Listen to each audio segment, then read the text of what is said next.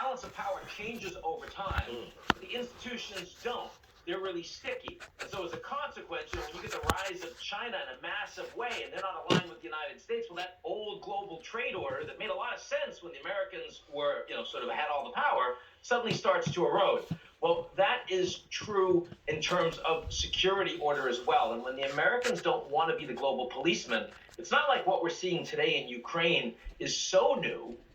Certainly, when we said that Assad must go in Syria and he's still there, feels very similar. We leave Afghanistan. It's not like the Chinese and the Russians are coming in to do anything.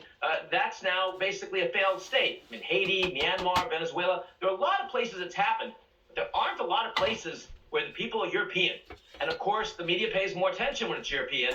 44 million Ukrainians suddenly under the gun from Russia. That feels radically different for a bunch of Europeans that thought that they didn't have to worry about fundamental threats to their security after the Soviet Union collapsed. So Russia and Putin say some outrageous things this week and do some outrageous things, right? They declare these two regions of someone else's country independent.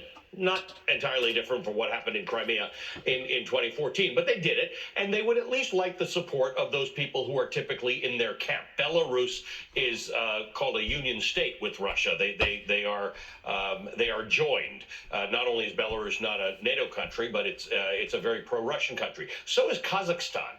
And Kazakhstan didn't agree to send troops to this Ukrainian effort, didn't agree to recognize these two regions. China abstained from a vote at the United Nations the other day. So what does this all mean? Because Vladimir Putin may not have a lot of friends right now, but he had a few, and they were important. Yeah, Hungary also. Viktor Orban came out today and said that they would support a ban of Russia from SWIFT. Yeah. And they condemned the Russian invasion, which is a fairly shocking volte-face for Viktor Orban, who has been the closest friend to Putin in the European Union. Kazakhstan, as you mentioned, condemned the crisis. Russia requested that the Kazakhs participate in the invasion. And this is after the Russians sent 3,000 paratroopers to help the Kazakh government repress their own internal dissent. Just a couple of months ago, the Kazakhs said no mas. Now, China's the big question. And certainly geopolitically, China's going to be very uncomfortable overtly criticizing the Russians. I don't think you'd ever see the Chinese condemning the Russian invasion of Ukraine, irrespective of how many innocents are killed. But the fact that they decided last night to abstain in the United Nations Security Council, as did India, as did the UAE, as opposed to voting with the Russians, only 3 weeks after Putin and Xi Jinping stood together on the stage in Beijing at the beginning of the Olympics and announced a long-term strategic partnership that would include massive Chinese investment into Russian gas, it feels like the Chinese are deeply uncomfortable with the idea of a new Cold War that the Russians are launching, but the Chinese don't want to be a part of it.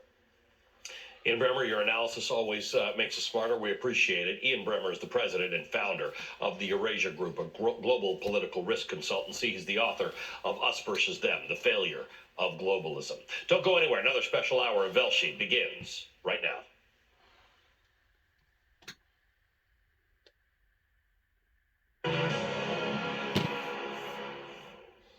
Good morning. It is Saturday, February the 26th. It is 9 a.m. Eastern Time, 4 p.m. in Kyiv. I'm Ali Velshi. It's been roughly 2.5 days since Ukraine was invaded by Russian armed forces, and we are receiving reports this morning that fighting between the two sides has begun in the streets of Kyiv, the capital. Secretary of State Antony Blinken just recently authorized another $350 million to support Ukraine's defense.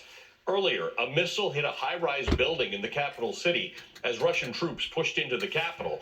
It's just as some people have feared. Intelligence officials had warned that Russian President Vladimir Putin is seeking to invade Kyiv to overthrow Ukrainian President Volodymyr Zelensky and his government so a pro-Russian regime can be installed like it used to be before 2014. As this crisis continues in Ukraine, NATO's Rapid Response Force will be mobilized for the first time in NATO history. Troops will be deployed to Ukraine's neighboring countries in order to create a line of security for NATO's member countries in Eastern Europe. About 3,800 American troops will be part of that response force. This is in addition to all the other American troops that are going to Europe. With more Americans deploying to Europe, the Biden administration fears that an accidental clash between Americans and Russians could happen. NBC News is reporting this morning that in the hopes of avoiding that, the U.S. government is looking to set up a hotline with the Russian military to prevent confrontation between their soldiers. Back in Kyiv, President Zelensky vows to remain put even after the U.S. government urged him to leave because he's such a big target. Zelensky's been regularly posting videos online to send messages to Ukrainians. Earlier, he posted this on Twitter, filmed near his presidential office in Kyiv, in which he says, quote, "We won't put down our weapons. We'll protect our country." Says it in Ukrainian, which is why I'm reading it. He followed that up with another video in which he pleads, quote, "All those who can return to Ukraine, come back to defend Ukraine." It hasn't been a full 72 hours since Russian forces invaded Ukraine, but it's already created a massive humanitarian crisis, with many displaced within the country and many others attempting to flee. According to Ukraine's Ministry of Defense, Russian losses so far include 14 aircraft, more than 8 helicopters, 102 tanks, more than 500 combat armored vehicle, about 3,000 personnel. Meanwhile, Ukraine's Minister of Health posted this morning that 198 Ukrainians have died since the invasion and 1,115 others have been injured. Now, all of these numbers come from the Ukrainian government. They've not been independently verified by NBC News, but it is important to understand what the human cost of war is.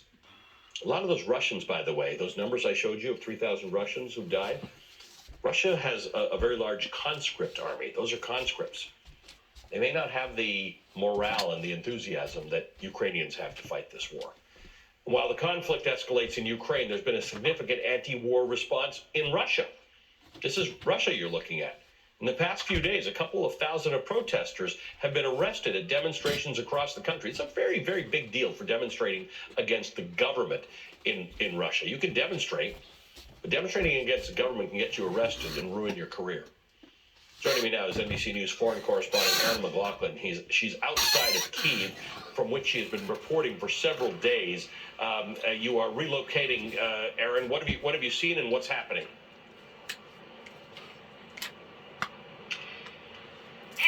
Well, in the overnight hours in Kyiv, we heard running gun battles and explosions. It was a violent night in the capital.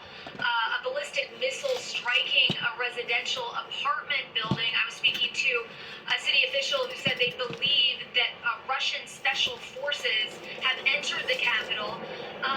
We left this morning, and while we were going through the streets of the city, though, we saw very little evidence of any sort of clashing.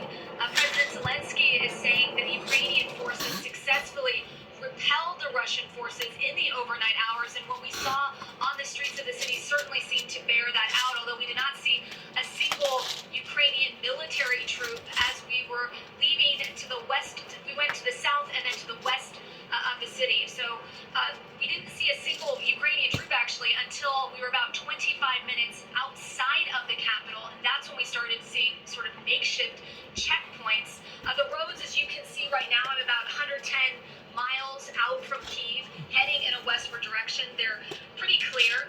We haven't seen too many signs of people evacuating. There's still long lines at gas stations and at the supermarkets. But what we have seen in the small, tiny little Ukrainian villages that dot the landscape here are people getting ready, people filling sandbags, people learning how to fire weapons. We saw one civilian who actually had a javelin, which is an anti-tank weapon provided to the Ukrainians by the United States, an ordinary civilian wielding this weapon. It was an extraordinary scene, and it was really indicative of a country that is preparing to go to war, preparing for the situation to escalate further, Ali. Erin, stay safe. We'll continue to come in and check in with you through the course of the day. Erin McLaughlin heading away from the Ukrainian capital of Kyiv. Joining me now, Kelly Kobiea, who joins us from Medyka, Poland. This is a border crossing. Many of the people who have been leaving Lviv and points west of Kiev are going to Poland. What's the situation where you are, Kelly? Yeah, Ali, it's just been a constant flow of people coming through this border crossing. As we kind of zoom in off in the distance here, you can see some people standing on the grass and then a fence. Those people, many of them are relatives and friends who are waiting for their loved ones to come across the border. And then just beyond that fence, you see a line of people coming in this direction.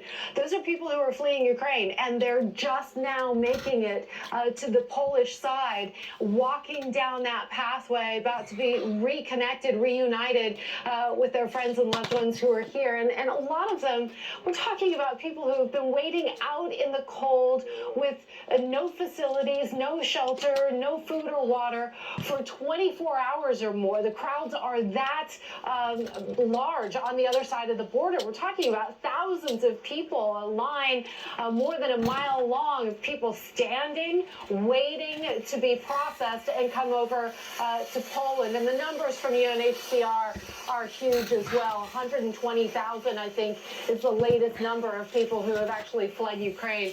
On this side of me, every once in a while, you can actually hear the shopping carts going by on this path. That's because volunteers here today are filling these shopping carts full of supplies, water, warm coats, blankets, food, diapers even, and they're taking them down this path all the way up to that building, which is the border building. I'm going to stop right there and intervene towards weighing in on this. You know, you tend to wonder how come that they didn't take this thing so serious. Really, they didn't take this thing so serious pertaining to our network media over here could see this buildup happening, I guess, for the past month or so. I personally had already put out the warning to my people that this was coming, pertaining to a bloody road ahead. And for some reason, they was blinded. For some reason, they thought that this was a bluff. That's the power of putting out false images and lying to your people while 190 different men was lining up towards fixing to invade their country. Whenever you're putting out all this basically just nothing but lies that their people bought into, now they got caught unaware. They was basically hidden in plain sight. Once more, the church, the so-called church communities here in America didn't want to support a ministry that supported worldwide, global, as well as community peace. Because of it, as far as I'm concerned, the fault falls upon the feet of those that could have helped, but chose not to help. They chose to put their hands under their hips and remain dormant, out of sight, out of mind. We don't want to get involved. We don't believe him. We think he's a hoax. We think he's doing it for some sort of celebrity stunt. We think he's emotionally, chemically, biologically imbalanced. We think he needs help.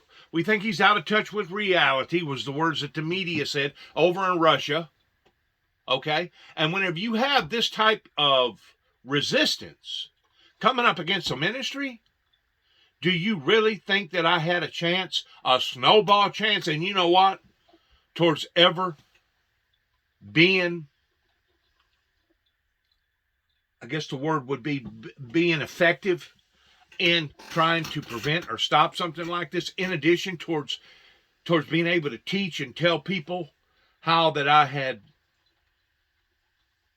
transliterated, interpreted the Bible of the end-time biblical Bible prophecies. I've said this before, I'll say it again. I have done nothing to this community around here. Nothing. On a personal level. I've done nothing to them. They didn't want peace. You didn't want peace. You didn't want harmony. You didn't want to come together as a community as far as utopia and strive towards a certain mission together. You wanted to remain separated.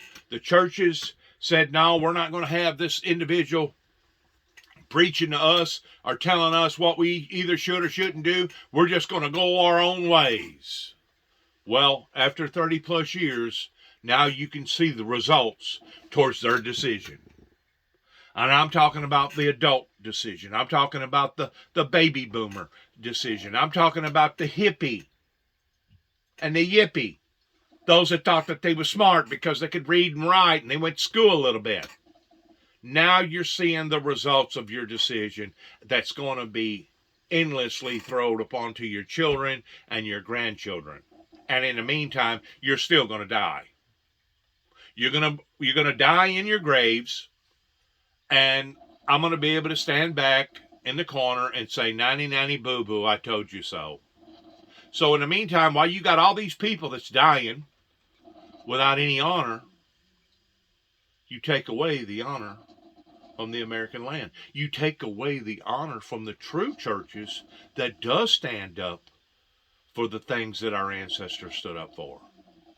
This has been a disgrace of what has occurred in the history of the Windmill Ministries, beginning all the way back in 1983 in a little town called Kenton, Tennessee, and to think that all these local churches around here was steadily pushing me off to the side like I was some sort of a heretic, some sort of a inadequate human being, to the point that they was dehumanizing the human being, to the point that I was supposed to have been like a tree and didn't have no feelings.